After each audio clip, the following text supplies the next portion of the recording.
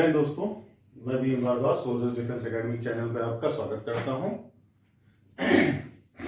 हम लोग आज एक इंपॉर्टेंट टॉपिक पढ़ने वाले हैं, लॉगरिथम। तो इसके बारे में तो हम लोग लॉग फंक्शंस भी पढ़ चुके हैं, लॉग फंक्शंस में भी पढ़ते हैं, कैलकुलस में भी इसमें पढ़ा जाता है। तो यहाँ मैं शॉर्ट फॉर्म में आपको बस केवल इतना बताऊंगा। इस पे यहाँ हम लोग बस फार्मूला एक बार रिवाइज करते हुए क्वेश्चंस पे आ जाएंगे सीधे। तो ये फार्मूला अगर एक बार आप स्क्रीनशॉट ले लीजिए तो ज्यादा सही होगा। मैं इसको इंपॉर्टेंट फार्मूला डिस्कस कर देता हूं। बस एक चीज याद रखना है, log x बेस a। जैसे कोई भी लिखते हो log, तो ऊपर वाला नंबर जो है वो नंबर कहलाता है और ये जो कहलाता है वो क्या, बेस कहलाता है हमारा। तो log x बेस a तभी डिफाइंड होता है जब log का नंबर जो हो वो 0 से ज्यादा हो, बेस भी 0 से ज्यादा हो और बेस 0 से ज्यादा में 1 के इक्वल हो जाए, 1 के इक्वल ना हो हमारा। तो x greater than 0, a greater than 0 but not equal to 1, ये चीज होना चाहिए। मतलब बस इतना याद रखना है, नंबर की जगह जो भी चीज दिया हो वो 0 से ज्यादा हो और बेस की जगह जो भी दिया हो वो 0 से ज्यादा हो और 1 के इक्वल ना हो। और कुछ याद रखने की जरूरत नहीं है डेफिनेशन के लिए। अब यहां प्रॉपर्टीज है, तो log 1 बेस a ऑलवेज 0 होगा हमारा।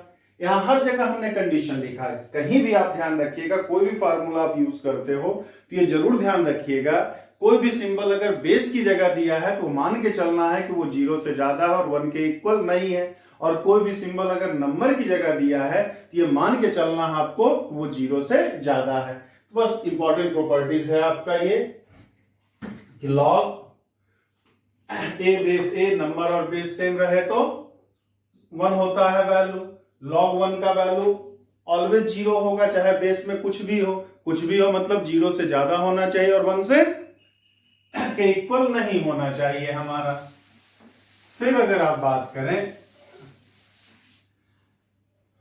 log b to the power के, नंबर पे जो बेस रहता है, जैसे हम कहते हैं कि log of x square, log x square को हम 2 log x लिख सकते हैं। log x क्यूब है आपका तो 3 log x लिखा जा सकता है आपका। तो नंबर का जो पावर होता है वो प्रोडक्ट में जाता है, बेस का जो पावर होता है वो डिवीजन में जाता है। log m into n, log m plus log n होगा आपका।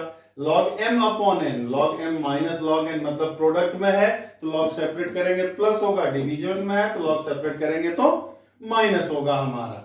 नंबर और बेस को इंटरचेंज कर दें तो वैल्यू एक दूसरे के रेसिप्रोकल हो जाएगा। यहाँ देखिए नंबर b है तो यहाँ बेस b है, यहाँ बेस a है तो यहाँ नंबर a है हमारा।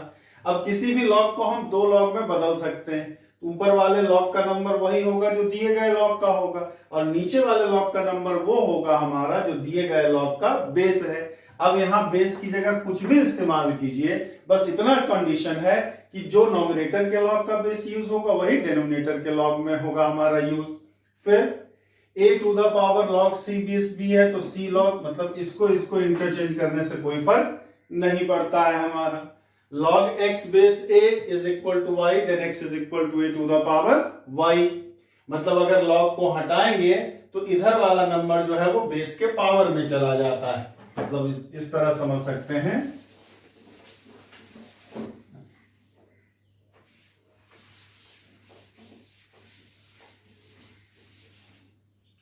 जैसे कह दिया कि log x base 2 is equal to 3, तो x इज इक्वल टू जो हो जाएगा आपका 2 टू द पावर 3 हो जाएगा हमारा। मतलब ये जब log हटाते हैं तो इधर वाला नंबर बेस के पावर में चला जाता है। फिर वही सेम चीज इनइक्वालिटी में भी होता है, वही सेम चीज आपका इनइक्वालिटी में भी है, log x base a greater then y।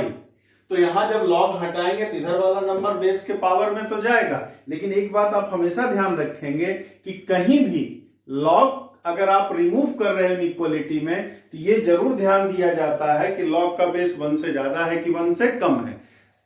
1 से ज्यादा है तो log जब भी आप हटाओगे इनइक्वालिटी का साइन सेम रहेगा, लेकिन 1 से कम यानी कि 0 से 1 के बीच में, अगर 0 से 1 के बीच में log है आपका, log का बेस है, तो जब भी log रिमूव करोगे इनइक्वालिटी का साइन चेंज करना होगा।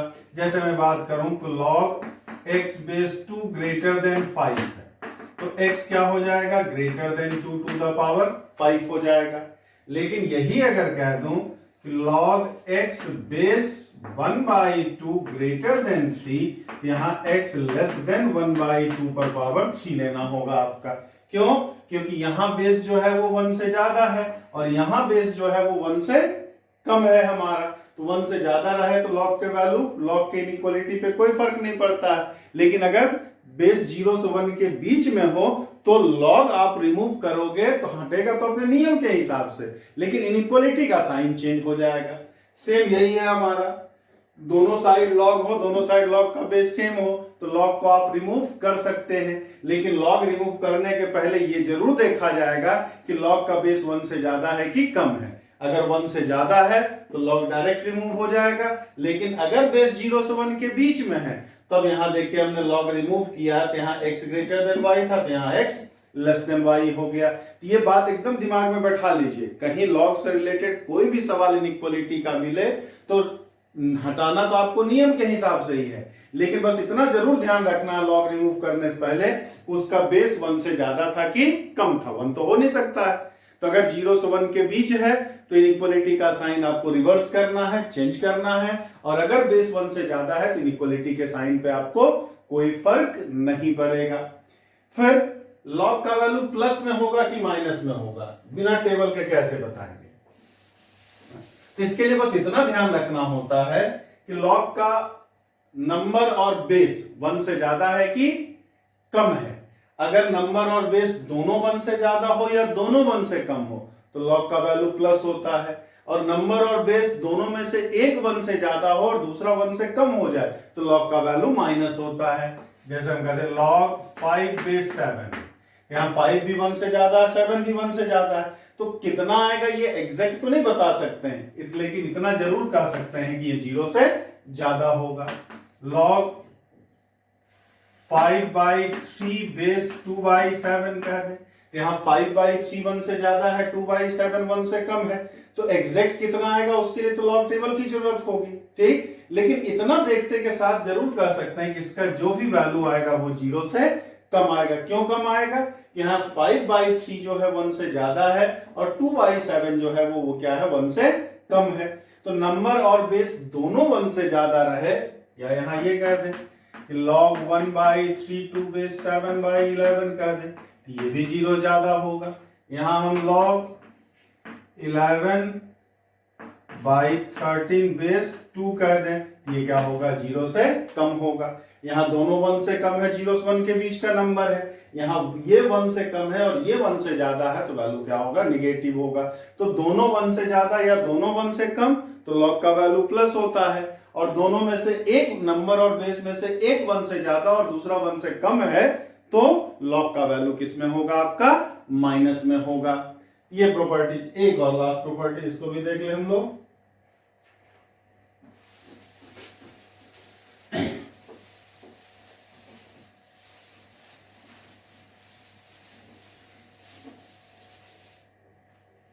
कि a to the power log x base a है, इसका वैल्यू x ही होता है। मतलब एक्सपोनेंशियल का बेस, log का बेस दोनों अगर सेम हो तो वैल्यू डायरेक्ट x हो जाएगा, दोनों एक दूसरे कैंसिल हो जाएगा। मतलब क्या, 2 to the power log x base 3 कहेंगे तो 3 होगा। अगर मैं कहूं 5 to the power log 7 base x 2 7 base 5 कर दें, ये 7 ही हो जाएगा, आपको कुछ करने की जरूरत है नहीं हमारा। मतलब एक्सपोनेंशियल का बेस, log का बेस अगर दोनों सेम हो तो वैल्यू जो log का नंबर है वही रह जाता है और कुछ करने की जरूरत नहीं होती। अब इससे रिलेटेड जैसे हम लोग प्रॉब्लम्स देखें,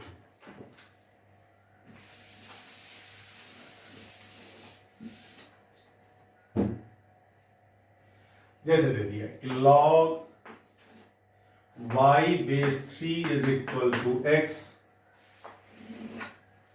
log z base 2 is equal to x, then कह रहा then 72 to the power x is equal to क्या होगा। ऑप्शन है हमारा y z cube, second option y square z cube, third option y cube z square और fourth option y cube z।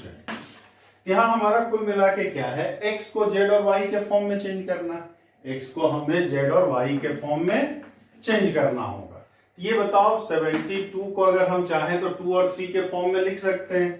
72 को क्या लिखा जा सकता है, 2 to the power 3, 3 to the power 2, 9 9 72।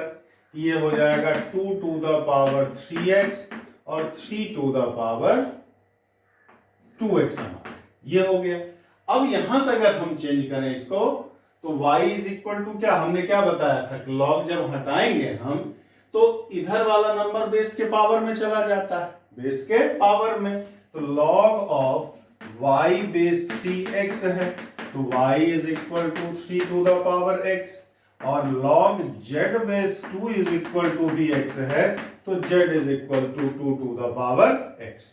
तो 2 टू द पावर x मतलब इसको हम क्या लिख सकते हैं, z क्यूब, और इसको क्या लिखा जा सकता है, y स्क्वायर लिखा जा सकता है। जब यहाँ y स्क्वायर करेंगे तो क्या आएगा 3 टू द पावर 2x, और z क्यूब करेंगे तो क्या आएगा 2 टू द पावर 3x।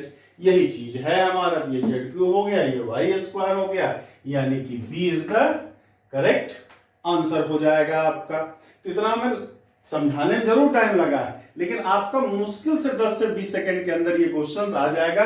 बस फार्मूला हमें याद हो। आप अगले सवाल की बात करें।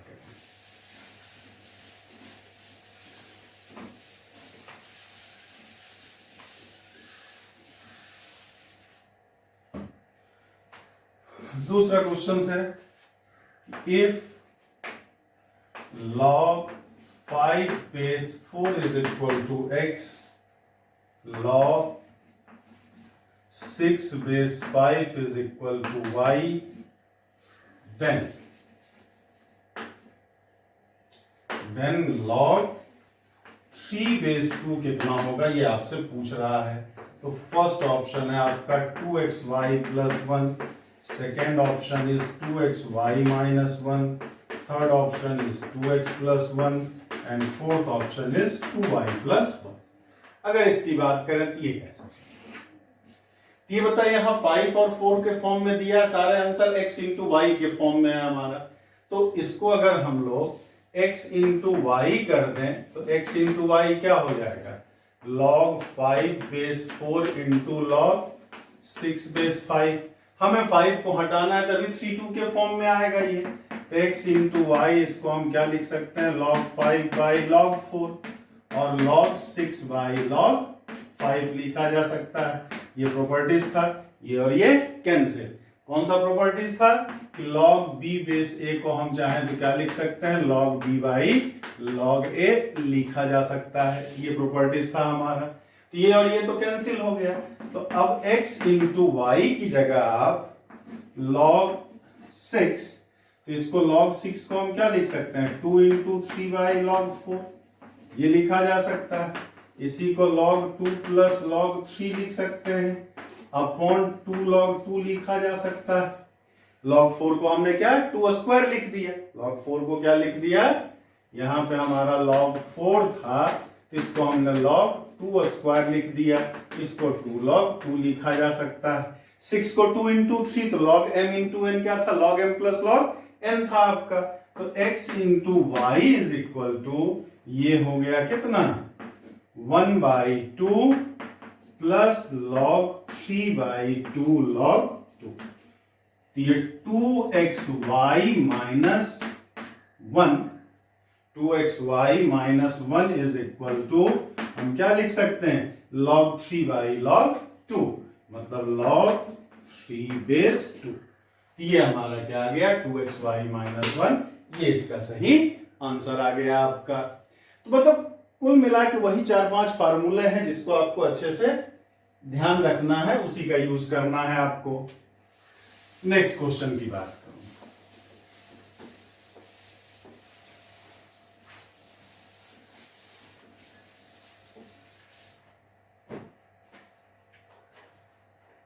फिर आपका क्या कह रहा है कि log a base 3 into log x base 4 is equal to 4। Then x पूछ रहा है, देन x x क्या होगा आपका, ऑप्शन है हमारा 64, सेकेंड ऑप्शन है 81, थर्ड ऑप्शन है a² और फोर्थ ऑप्शन है none ऑफ दिस। तो अगर इसकी बात करें तो प्रॉब्लम ही नहीं है, हमारा x निकालना है, ये दोनों को मल्टीप्लाई करना है आपको। तो x निकालने के लिए x बेस a, तो इसको आप क्या लिख सकते हो, log a by log 3, a हटाना है ना हमें, log x by log a upon 4, ये और ये तो आपका कैंसिल हो गया। अब इसको अगर हम चाहें तो log x बेस 3 लिख सकते हैं इज इक्वल टू 4। जैसा कि हम जानते हैं log हटाएंगे तो इधर वाला नंबर जो है बेस के पावर में जाएगा आपका, तो x is equal to 3 to the power 4, यानी कि 81 हमारा क्या आ जाएगा, आंसर आ जाएगा। फिर अगले सवाल की बात करें।